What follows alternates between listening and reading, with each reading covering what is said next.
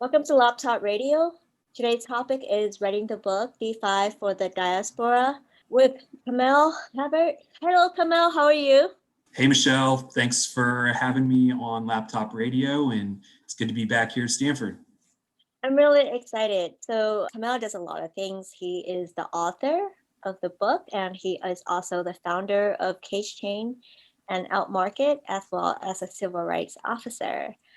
So welcome back to Stanford, Kamal. Yeah, so happy to be back. Let's begin with tell us your story. Well, where to start? I think when it comes to the whole journey with blockchain, it actually started here at Stanford when I was managing research over at the Rock Center for Corporate Governance at the Securities Class Action Clearinghouse and the Foreign Corrupt Practices Act Clearinghouse. I covered a lot of news into securities class actions and federal securities litigation, and kept coming across this thing called Bitcoin and wondered, well, what is Bitcoin? Is it a security? Is it a currency? Is it a commodity? I don't know. So I spent 2 years doing my own independent research into it. And in 2015, I decided to make the jump. I heard about it around 2011 and just didn't pay any mind to it. 2013, I got more interested and involved in doing my own research. And 2015 just kind of entered a position and away we go. That's part of my story right there. At least that's the beginning. Why do you call it a diaspora? Well, in particular with the African diaspora, it's meant to address the migration of African people throughout the world after slavery, as well as migration through imposed colonialization on the continent. People were either forced to leave the continent or moved away from the continent to find better economic opportunities. Awesome. You started writing a book after years of experience in the blockchain and crypto space. And the book is titled DeFi for the Diaspora. And when I think about the word diaspora, sometime years ago, I compared that to one consciousness to Burning Man through the decentralization and somewhat of a collective. How is that word different from the other terms?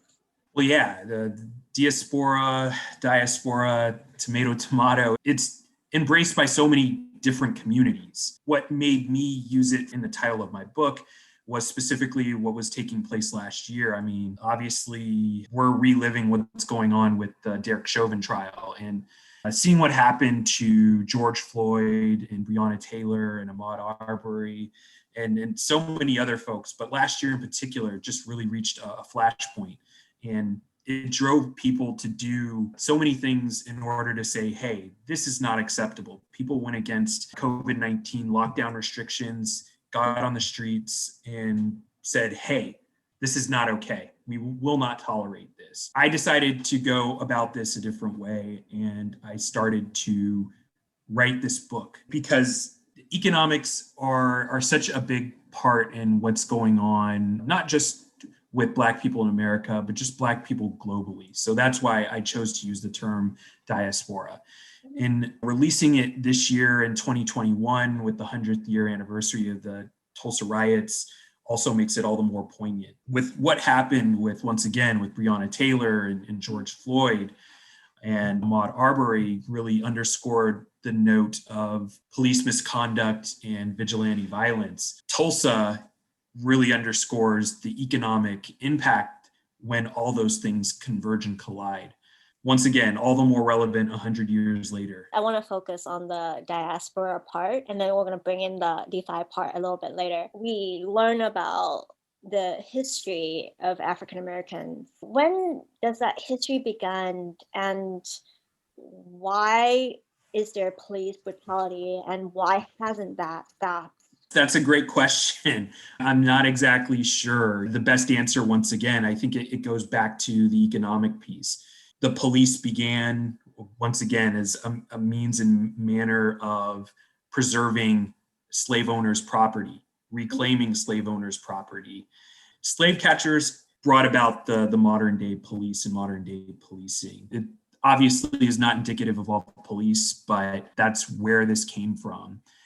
And there is the economic component in all that is reclaiming property and punishing people for wanting to be free. As a nation, there's the Boston Tea Party. And I think the Fourth Amendment of Search and Seizure is a result of we don't want people to go into homes to check on us because we don't want intervention from the British. We want independence. We don't want people searching our homes, and there should be some kind of reasonable balance and also some kind of rights of privacy. It's against search and seizure. And I think for African Americans, of course, we have slavery, and that happened for a long time. And I think after the civil rights movement, we still have slavery, but it's just termed a little bit differently. We have indentured servitudes, which is another form of slavery, but it's just named differently because we don't have the economic provision to empower African Americans to be better economically. Why is there police brutality if we came from that kind of history? And if we had freed African Americans, why are we treating African Americans so differently from others? I don't really understand that. And I remember that my nephew was like, Michelle, why was an African American man beaten up at BART? And I don't know how to respond to him. Those are history, and we're continuing that. And we saw that last year. And last year happens all the time. I think last year was an example of what an African American would face. I think that the balance of power is really different. Is there anything I'm missing? How do you explain to a children or child about this? Well, I don't have kids. That's a really hard recommendation for me to give to parents. But a lot of this stuff does start early. The earliest and when you can really start to communicate and kids see the difference is when you should start talking to them, in my opinion. Because hopefully that will be the point to where kids start to question, hey, this isn't fair, this isn't equal, and bring about the conversation of, well, how can we make this equal? You don't want them to be too jaded or too naive. He's my nephew. I'm not an expert at this, of course, but I just noticed that they do ask. He did ask a couple of times. And this is a kid who would cry when the fish died. I just feel like he is afraid of history in a way, because when kids see that and they study history, I don't think they understand that it repeats itself. And the whole idea of racism and bias and oppression, and how deep that can go, and how it could have an impact on a certain group of people, generations and generations to come. I don't want to be super depressed. I just wanted to hear your thoughts on the diaspora part before we talk about DeFi. Yeah, you brought up the Fourth Amendment. Other things to look at when examining this is the 13th Amendment, of course, as well as the Dred Scott case. Those are very heavy considerations in terms of the predicament that Black people face in the United States. Yeah, one drop rules. If you have a drop of blood, you're still Black. And one of my other friends was asking me about Indian Americans, why they would be considered Asian. And there's actually a Supreme Court case on that. It's called Din versus United States, that classified Indians as Mongoloid. Legal systems have been used as a structure to discriminate groups of people. If we as a nation want freedom and independence, and we don't want taxation without representation, we should consider how we treat other people and other groups of people, because I think the US has been super diverse. I think that's one of the positive thing about this country. And I understand that diversity doesn't mean equality, but at least it's very diverse. And I think equality is something that we need to work on because it's in our constitution. In terms of last year and the whole Black Lives Matter movement, how do you feel as an African American? That's a good question. And obviously, a year removed, there's a big debate about the organization of Black Lives Matter and then the Black Lives Matter movement and how it's distinguished, and especially all the money that was raised and donated and how it all funneled and channeled to different people and organizations. Think there is a movement for the equality of Black lives that is on all levels, and it's inclusive of all Black people. That's what I champion and I support. And I do think one of the things that we should focus on is how we can do this through economics and through finance. Back last year, Citigroup conducted a study that came to the conclusion that $16 trillion was lost in the American economy due to discrimination against Black people. That's Citigroup that comes up with a study like that. And that's pretty telling. If Black people in America had the same economic shot, we would obviously be in a much better place economically if there was equity. That then brings about conversations about the Fair Housing Act and redlining that has a historical place in the United States. Obviously, employment discrimination, and all this plays into the racial wealth gap. And now with the way things are moving, that wealth gap is aggravated by a technology gap. That's what led me so many years back to make CageChain, which takes those things into account and really tries to elevate the message of getting technology skills, financial skills, or financial technology skills, and get the information you need within the community and outside the community as well to be able to operate in this new economy that's being created that you and I love so much. What is the technology gap? That's a good question. Really, the technology gap has to do with access to broadband internet and then the quality of that internet. I don't have the stats ready. They're in my book, but a lot of those may not be up to today's standards, but we're really behind a lot of folks. This would mean how many Black households have broadband internet, and what do you need to do to access broadband internet? Do you need to go to Starbucks and use Wi-Fi? Do you need to go to a library to use Wi-Fi? When those are barriers to having reliable and fast internet, once again, that puts you behind in what's taking place once again with Web 3.0 and being able to acquire the skills necessary. Yeah, I went to the internet forum in Germany the other year, and a lot of people in other countries were saying that we have the internet governance forum, but there's a lot of countries that are not represented, and a lot of countries still don't have the internet. And the same occurs in our country. Supposedly we're a first world country, but yet a lot of people still do not have access to the internet. Very true. And or if you do have access, once again, is it readily accessible? Another study found that over 326 million adults in Africa are unbanked and underbanked. This is where financial technology and in particular DeFi comes into place, is lowering that barrier. And if you have an internet connection, you can start to interact with these DeFi protocols. Whereas now you would actually have to, one, either walk to a bank and be able to access your funds, or you're basically hiding your money somewhere. I think as the world begins to change and we become a more interconnected world and internet accessibility becomes more readily available to people regardless of their economic status, this is going to be a game changer, clearly. What is decentralized finance, and how could people access it? I know you just mentioned that with the internet, you can access it, but most normal people don't even know what DeFi is. And how would they actually understand and do a search on what DeFi is, and how could they learn more?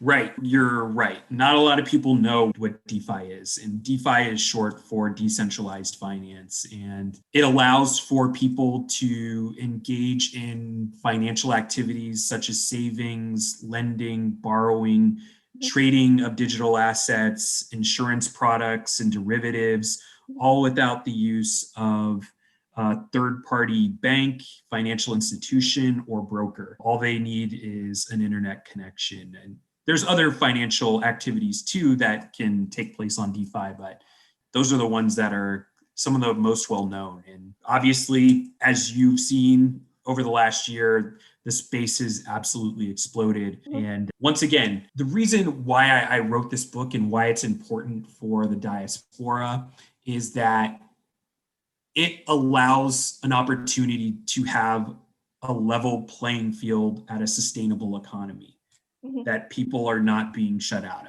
or not being discriminated against. And if this is the opportunity, we need to get the message and get in fast. I didn't want to write a large manual on what DeFi is and all the DeFi protocols out there. I wanted to write a very quick text that doesn't get too far into rantings and things like that, but puts everything in context historically as well, where someone can read it, pick it up, understand, okay, I know what DeFi is now, and at least I got the exposure and somebody told me the full story of the history of money and where we are now, how I can use DeFi either in my business or as someone who wants to invest in cryptocurrencies and digital assets and use these protocols to grow my portfolio and things like that.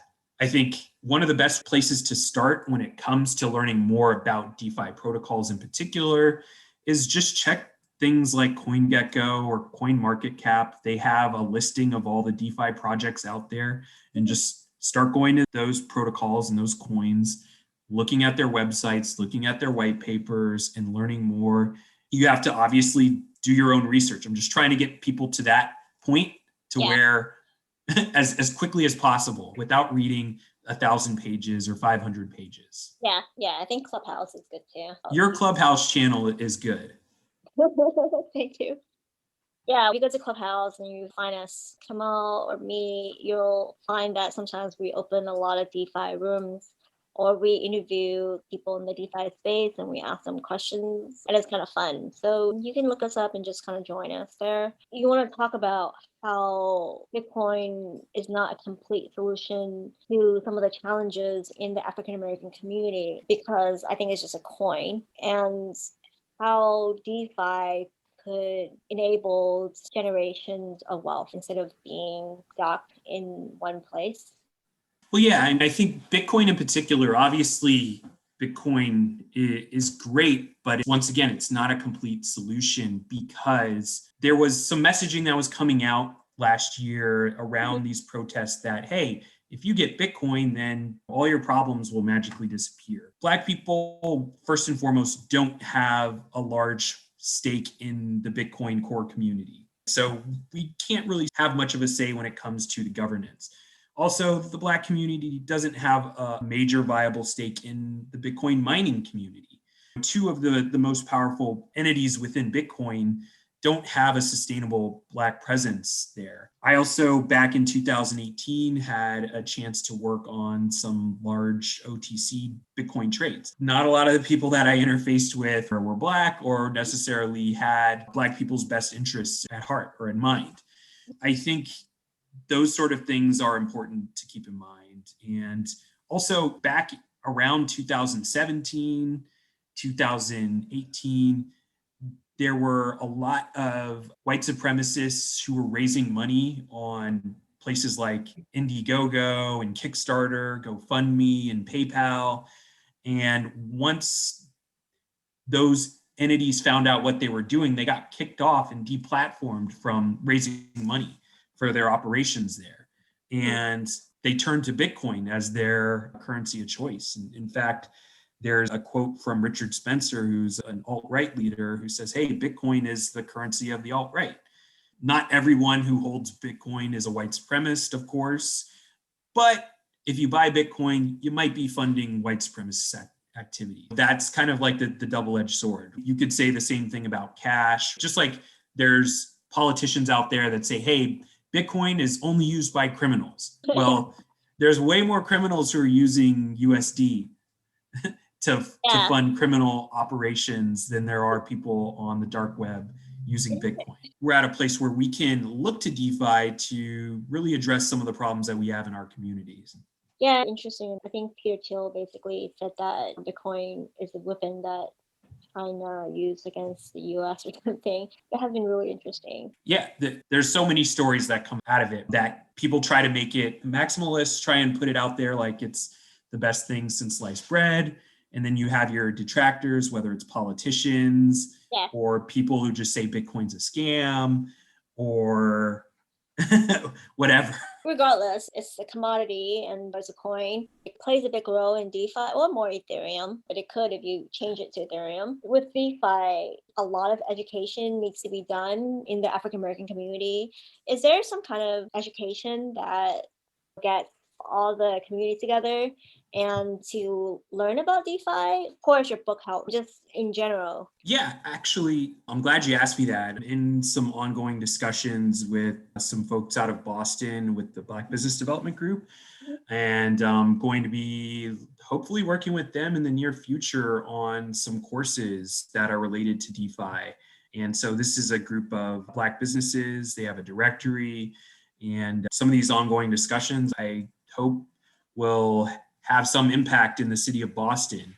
And the mayor looks to be interested, and hopefully some other folks Yeah. out there. I'd like to say I'm having ongoing discussions, and I've also done a course with the Black Technology Mentorship Program last year on this. And that was a great opportunity to speak to Black technology professionals and aspiring Black technology professionals who want to learn blockchain better, and they hadn't heard of DeFi or didn't know what DeFi was. So it's good to be the person who gets to expose people to this, and really just from a position of, hey, this can help us. Do what you can to get yourself exposed to it as much as possible. What is really helpful, and this is just a suggestion, is I'm an artist and I've been doing a lot of DeFi stuff. And when you sell an art, you get Ethereum. For a lot of the big artists, they probably don't know about DeFi. So you might want to look at and partner with some of the NFT organizations and do a little talk about DeFi. I think that would help. We have clubhouse rooms where we talk about the basics of NFT to the community, and it has been super, super awesome. Some of them include solution, and a lot of the rooms are really diverse, but I think it's kind of important for artists to understand what DeFi is, since now they're basically participating in the Ethereum ecosystem. Yeah, obviously what's going on this year with NFTs has been great. I honestly thought that DeFi would hit the forefront before NFTs, but NFTs this year just kind of had a breakout. Obviously, that SNL skit was a great thing to kind of bring NFTs into the public consciousness. We're actually working at FanMix to do some stuff with NFTs. I can't get too deep into it, but yeah, those are the things that we are also going to be working on in conjunction with AltMarket and the Tau Network blockchain is really bringing NFTs, DeFi to that network and involving Black businesses, artists from around the world, regardless of their ethnicity or background. Yeah. And just saying, hey, we're giving you the tools to operate without boundaries and without the usual suspects, and doing it in the best interests of the artists, in the best interests of the environment, and in the best interest of Black businesses who really haven't had the same opportunity to have access to capital. I'm really excited, and same thing with the opportunities to teach more about the subject as well. Yeah, that's super, super awesome. And is there anything else that you wanted to share that I have not asked you? Well, you can find my book on my website, kamalrhubbard.com. I think that's important to know, and I'm really interested to hear people's feedback on the book. So far, I've gotten a pretty good response, and I just want to get the message out there. Once again, there's still a lot to learn about DeFi, and there's a lot to do in the space. I'm wondering when we're going to have kind of the huge splash when it comes to DeFi, like the ICO period in 2017. I think DeFi has been big. From March to December last year, I think there's an X number of billions now in the DeFi space in a really short time. I agree. So that growth was, or at least to me, was attributed to institutional players, as well as, I like to use the term, but I hate to use the term, the degens, the DeFi degen traders who are getting into stuff. So DeFi still, in my opinion, is still very insular. Most of those people who were getting into DeFi once again last year were crypto traders who knew about DeFi and were already trading in crypto. It hasn't, in my opinion, hit its mainstream stride yet. So it hasn't had that SNL moment. There's certain things in DeFi that hasn't hit it yet. Well, because I think NFTs is a little bit easier, but it did teach people how to use the MetaMask. Because in a lot of these NFT platforms, you have to link crypto Right. with MetaMask. Yep. So that's a good education. And it's kind of interesting because a lot of my artist friends say, hey, people are actually paying me in Ethereum. And in order to mint something, you have a MetaMask account or some kind of wallet. I think NFT is really educating the normal people into what cryptocurrency is. And I think Yeah. once they are trained that, then they can basically go into DeFi or even join a governance communities because like a lot of the governance tokens and communities don't have a lot of engagement, even though You're right. there's a lot of money in there because it's just so hard to use because you have to get wallets and everything else and have Ethereum. But in the NFT space, man, artists, you have to have it and you have to mint it so you get used to the gas fee. That's kind of the thing that I am not a fan of when it comes to the NFTs on Ethereum right now. Mm-hmm. Gas fees are way too high. I know that's going to change in a couple months, or it's slated to change. But if you have an artist who doesn't have a lot of money and they're paying $100 in gas fees just to make transactions, I don't know how helpful that is to the artist. Yeah. So it's good to see NFT platforms migrating to other chains. And I think that's going to be even better. I mean, that's what we're looking to do on the Tau network is have very low cost transactions that are fast that will allow emerging artists to really be able to reap or at least get as much value out of their art as possible and not have a lot of it chewed up in transactional fees. Because I mean, that's almost like a tank of gas. It's definitely a meal. And the way that the arts have been hit over the last year, artists need as much money as they can get at this point. Yeah, I just looked up the total market cap for the top 25 DeFi protocols. It's 80 billion. So it's quite a lot. 88 billion. Yeah, 82 billion. Yeah. 82 billion. Okay. Yeah, that's clearly a lot of money. Yeah. And from last year, wasn't in March, it was like 1.3 billion. Yeah, I was looking for their market cap last year. And by the time that we did our governance conference, it grew by a lot in December. And then now it's even more. It just went way up. Well, it grew to over 400% since last year, with the DeFi's market total value locked TVL reaching toward 50 billion. And this article is 2 weeks ago. I just looked it up and it was 82. Well, those are great numbers because that's just showing you one, DeFi is not going anywhere. It's only going to continue to grow. Yeah. And the more inclusion you have in DeFi, the more it will continue to expand. The marketplace will continue to expand. And I'm very optimistic on what can be done with these protocols. And I'm looking forward to exposing and educating more people on this subject. Yeah, that's awesome. So I just wanted to re-emphasize DeFi's market total value locked is reaching 50 billion and the overall DeFi market cap has passed 80 billion. I just said 82 billion from the other website, but it has surpassed 80 billion. It's grown a lot.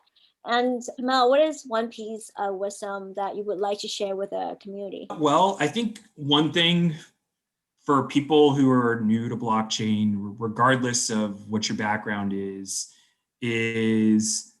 that you can't learn everything overnight. You can't learn everything in one day or 1 week.